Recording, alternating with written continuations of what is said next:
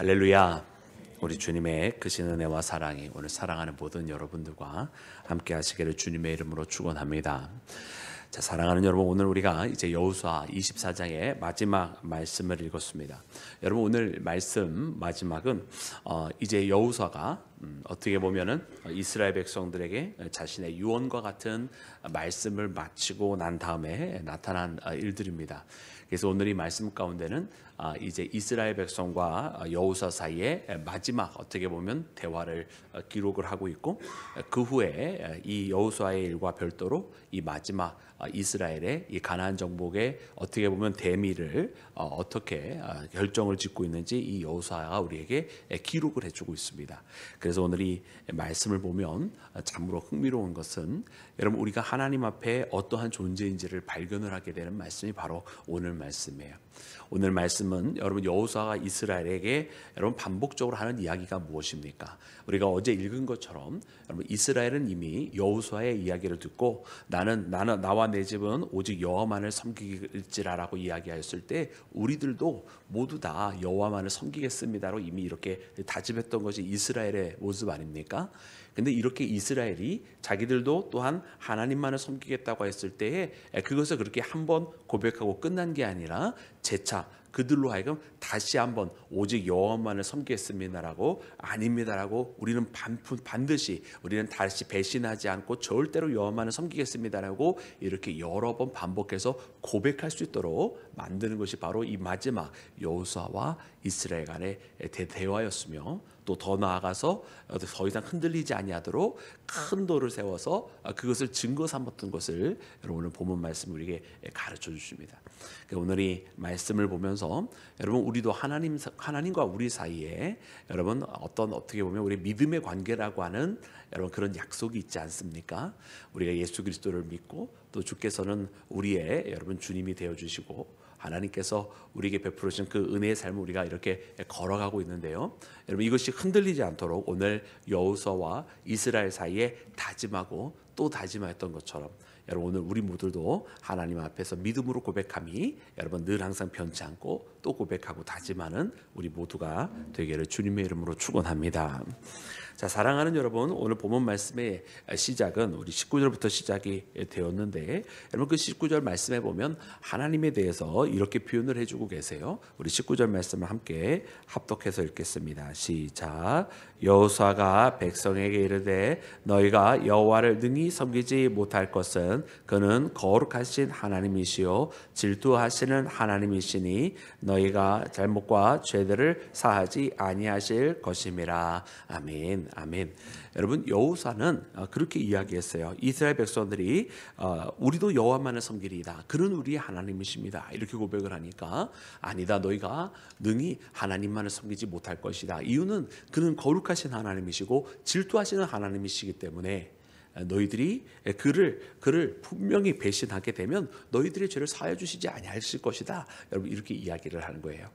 여러분, 오늘 이 여호수아의 말은 여러분 우리가 그가 직접적으로 하나님에 대해서 표현한 것과 그리고 그들에게 돌려서 하나님에 대해서 표현한 말씀이 분명히 나옵니다. 그죠? 첫 번째는 무엇이냐면 너희들의 죄를 사하지 아니하실 것이다. 여러분, 이 말씀은 진짜 하나님께서 저들의 죄를 용서하지 아니하실 것이기 때문에 그렇게 말씀하신 것이 아니라 이것은 하나님께서 어떤 하나님이시냐, 그가 거룩하신 하나님이시고 그가 질투하시는 하나님이라고 이야기를 했어요. 그렇기 때문에 이 죄를 용서하지 아니하겠다고 하는 것은 어떻게 보면 결정적으로 나타나는, 그래서 너희들의 죄를 정말로 용서하지 않는 그런 하나님이다 라고 말하기 위함이 아니라 너희들이 그러므로 하나님을 배신해서는 안 된다, 이런 이야기를 하기 위해서 이렇게 돌려서 표현한 표현이라고 하는 것을 우리가 발견해야 됩니다. 그러면 직접적으로 표현한 것은 무엇이었냐면 바로 그 직전에 나와 있는 하나님은 거룩하신 하나님이요 또한 질투하시는 하나님이라고 하는 표현은 바로 직접적으로 표현한 거예요. 그러면 이 질투하시는 하나님이라는 뜻이 무엇입니까? 여러분, 오늘은 우리가 마치 이 질투라고 하는 표현을 마치 어떤 여성과 남성의 그런 관계 속에서 좀 이런 굉장히 좁은 편협한 마음, 여러분 그런 것을 우리가 질투로 표현할 때가 참 많이 있는 것 같아요. 그리고 또 과거에 우리 문화 때문에 그런지 질투는 뭔가 조금 저급한 마음에서 비롯된 그런 사심과 같은 마음으로 표현이 될 때가 참 많이 있어요. 그런데 성경에서 우리 하나님이 질투의 하나님이라고 말씀하시는 것은 무엇이냐면 사랑의 속성입니다. 사랑의 속성. 여러분 사랑은 어떤 것이냐? 여러분 사랑은 누군가와 함께 이렇게 어떤 내 사랑의 대상이 있는데 그 사랑의 대상이 함께 나를 사랑하는 게 아니라 다른 어떤 제3의 존재와 사랑할 수 있도록 그렇게 만들어주는 것이 아니거든요. 그러니까 우리가 보통 사랑을 나눈다고 할 때는 하나님과 사랑 안에서 그 사랑의 결과물을 나누고 하나님과의 사랑 속에서 자녀됨, 그러니까 이 사랑과 사랑의 관계 속에서 나오는 파생되어지는 자녀됨, 거기서 흘러나오는 것을 나오는 것이지 이 직접적인 관계 속에서 나는 하나님도 사랑하고 나는 저 불교의 붓다도 사랑하고 나는 저 힌두교의 시바도 사랑하고 이런 거는 아니잖아요. 그래서 사랑이라고 하는 것은 무엇이냐면 결정적으로 그 속성이 다른 것과 내가 이도 사랑하면서 동시에 다른 것도 사랑합니다라고 말할 수 있는 것이 아니다라는 거예요.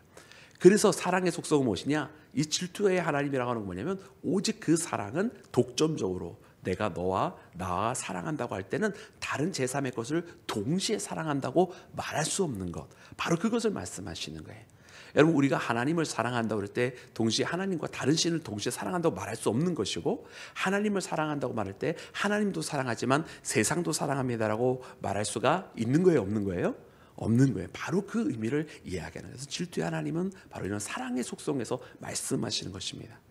여러분 하나님은 우리를 그렇게 사랑해 주셨고 그리고 우리도 하나님을 그렇게 사랑해야만 할 줄로 믿습니다. 그래서 사랑은 타협이 없다라는 거예요. 그런데 문제는 항상 어느 쪽에서 발생합니까? 하나님 쪽에서는 사랑의 문제가 발생하지 아니합니다. 그분은 전적으로 우리를 사랑해 주셔요. 더 나아가서 우리가 신약의 말씀에 이르기까지 그는 그의 독생자 아들을 보내셔서 그 모든 죄의 사망의 권세까지도 우리로 하여금 그 사망의 권세로부터 벗어날 수 있도록 이 땅에 오셔서 그 십자가를 담당해 주시기까지 우리를 사랑해 주신 분이 바로 하나님이십니다. 그런데 항상 문제는 우리 쪽에서 발생하더라. 오늘 말씀에도 보면 너희가 그 하나님을, 그 거룩하시고 사랑의 속성으로 가득 차신 그 질투의 하나님이신 그 하나님을 너희가 사랑하지 못할 것이다 라고 이야기를 해주는 거예요. 왜? 너희들이 그 하나님을 정말 유일하게 그분만을 사랑해야 되는데, 그죠? 사랑은 독점적이라고 했잖아요. 유일하게 그분만을 사랑해야 되는데 그러지 아니하고 분명히 세상을 사랑할 것이다, 다른 신을 사랑할 것이다, 이 메시지가 바로 오늘 본문 말씀 가운데 내포되어져 있는 것입니다. 그래서 말씀하여 주시기를 이 20절 말씀에 만일 너희가 여호와를 버리고 이방신들을 섬기면 하면서 그 다음 말씀이 바로 이어지게 되는 거예요. 그러면 너희가 재앙을 받고 벌을 받게 될 것이다 라는 거죠. 그러기 위해서 이스라엘이 당연히 이런 이야기를 들었을 때 여러분 나오는 그들의 대답은 무엇이겠습니까? 여러분 우리 함께 읽을 때 21절 말씀, 여러분 21절 말씀을 우리 함께 읽겠습니다. 21절과 22절 말씀입니다. 우리 다 같이 합독합니다. 시작. 백성이 여호수아에게 말하되 아니니이다 우리가 여호와를 섬기겠나이다 하는지라. 여호수아가 백성에게 이르되 너희가 여호와를 택하고 그를 섬기리라 하였으니 스스로 증인이 되었느니라 하니 그들이 이르되 우리가 증인이 되었나이다 하더라. 아멘, 아멘, 할렐루야. 네.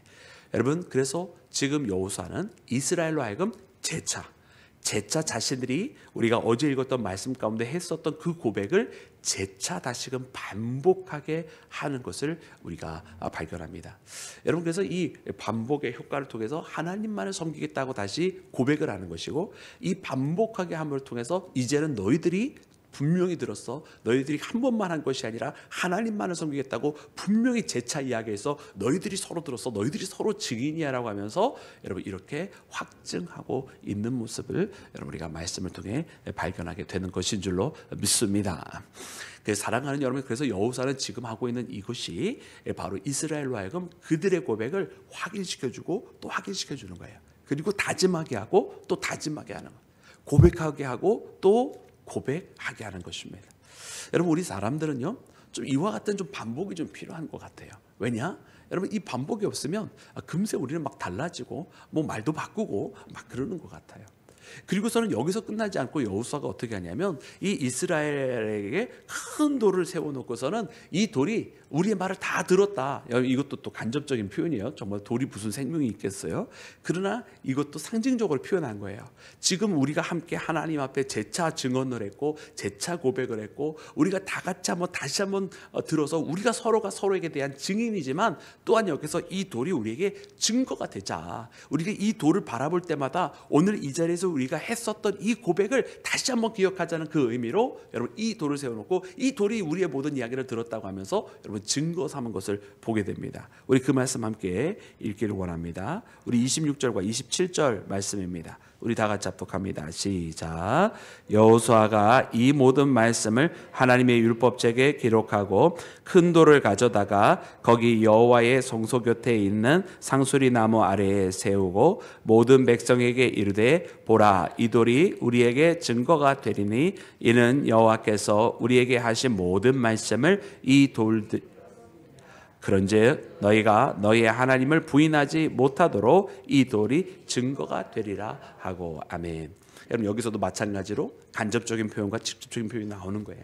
그러므로 이렇게 고백을 합니다. 이 돌로 증거를 삼았는데 이 돌이 들었다라고 하는 것은 간접적인 표현이에요. 진짜 돌이 들어서가 아니라 우리가 이 자리에서 서로 다 같이 듣고 재차 확인했다라고 하는 간접적인 표현을 해주고 있는 것이고 직접적인 표현은 무엇입니까? 이제 이것이 우리에게 증거다. 우리가 이 돌을 볼 때마다 우리가 했었던 이 약속에 대한 증거고 우리가 기억을 해야만 되는 것이다라고 하는 것을 말씀이 우리에게 가르쳐 주고 있습니다. 여러분 그래서 오늘 이 말씀 가운데는 여호수아가 우리가 어제 묵상했었던 그 말씀 여호수아가 오직 하나님만을 선택했다라고 하는 것과 그 모든 지파들이 우리도 그와 같은 여호와만을 섬기겠다고 하는 그 고백을 재차 확인하고 또 그리고 그에 대한 증거로 돌을 세워놓은 모습을 우리가 발견을 하게 됩니다. 여러분 그리고 이 결과는 무엇인가? 여러분 이 결과는 바로 이것인데요. 여기에는 우리가 명함을 발견을 하게 돼요. 우리 그래서 그 말씀 함께 읽기를 원하는데 우리 31절 말씀입니다. 31절 말씀. 우리 다 같이 본문 말씀 합독해서 읽겠습니다. 시작. 이스라엘이 여호수아가 사는 날 동안 여호수아 뒤에 생존하는 장로들 곧 여호와께서 이스라엘을 위하여 행하신 모든 일을 아는 자들이 사는 날 동안 여호와를 섬겼더라. 아멘. 아멘. 할렐루야. 여러분 먼저 잘된 일을 이야기를 하자면 오늘 말씀해 보니까 이것이 효과가 있었습니다.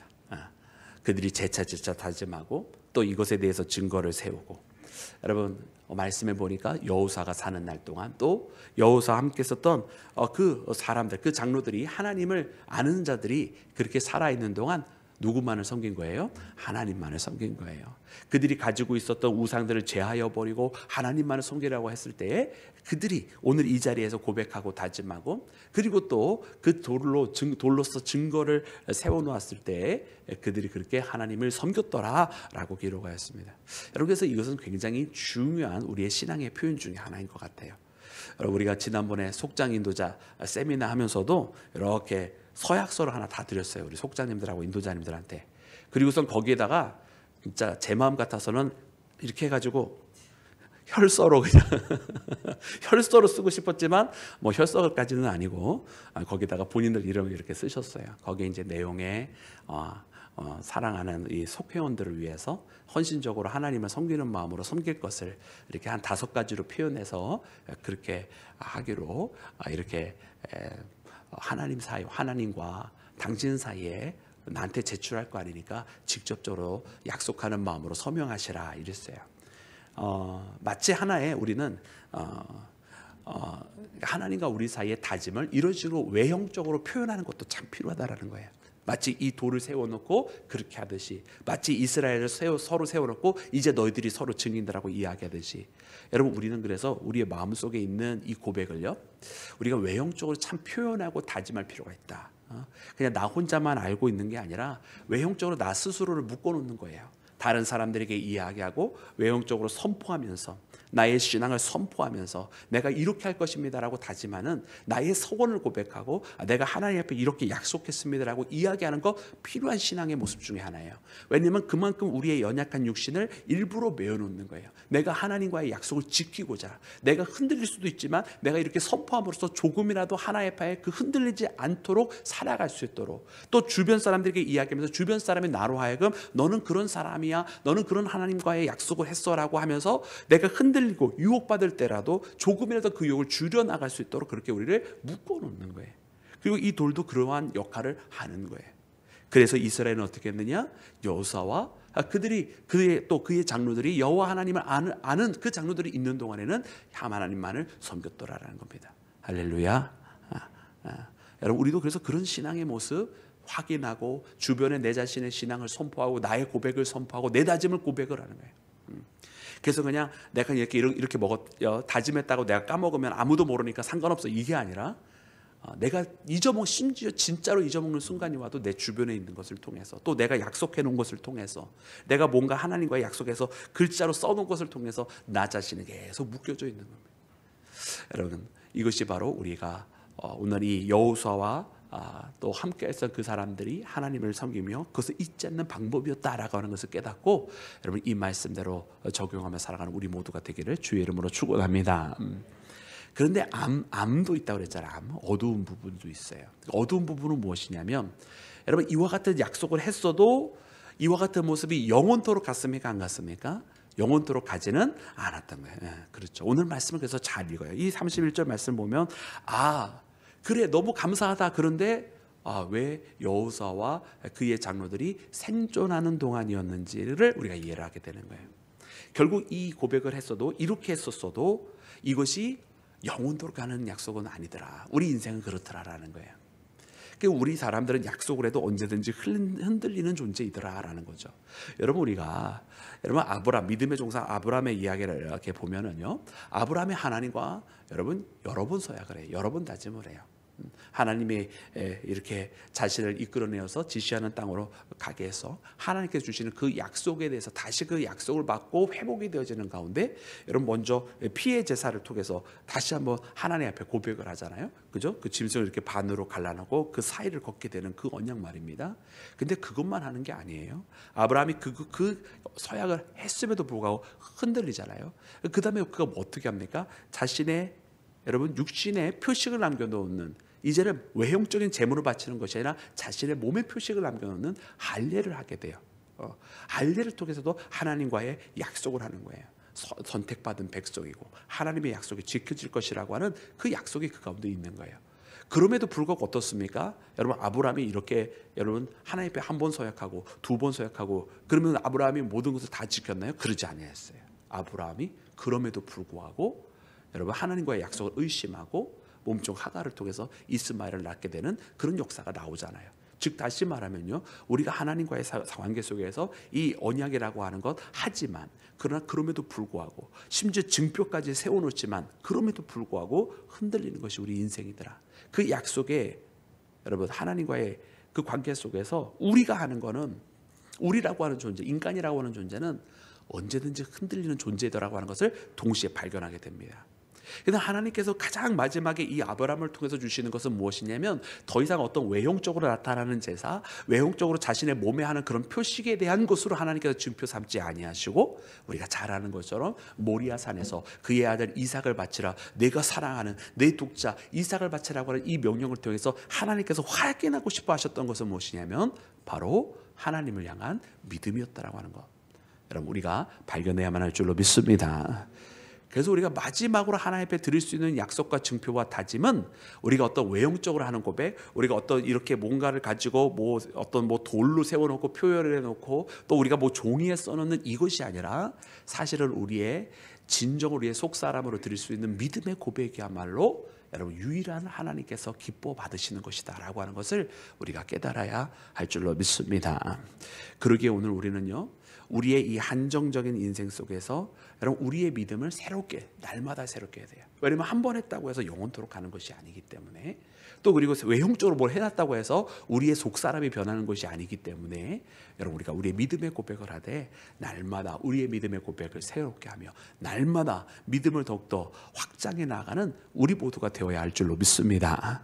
그래서 오늘 이 새벽에 여러분 오늘 이 아침에도 오늘 이 하루를 맞이하면서 우리의 믿음을 되돌아보며 우리의 믿음이 어제보다 더 깊은 믿음, 오늘 우리의 믿음이 하나님 앞에 더 가까이 가는 믿음, 오늘 우리의 믿음이 더욱더 주님께서 주신 그 약속을 더 신뢰하고 하나님께서 받은 그 약속이 하루가 더 지났으니까 더 지체가 됐네, 왜 아직도 하나님 안 이루어주세요 하는 그런 믿음이 아니라 하루가 더 지나면 지날수록 하나님께서 이루어주실 그날이 다가오고 있구나라고 더 확신하면서 주님 앞에 나가는 우리 모두가 되어서 흔들리지 아니하는 믿음의 자녀가 되기를 주님의 이름으로 축원합니다.